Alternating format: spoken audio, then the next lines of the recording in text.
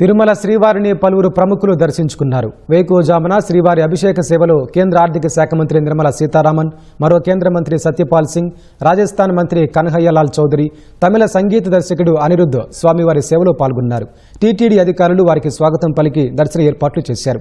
అనంతరం ఆలయంలోకి వెళ్లిన ప్రముఖులు స్వామివారిని దర్శించుకుని మొక్కులు చెల్లించారు. దర్శనమానంతరం రంగనాయకుల మండపంలో పండితులు ఆశీర్వచనం చేసి స్వామివారి తీర్థ ప్రసాదాలు అందజేశారు.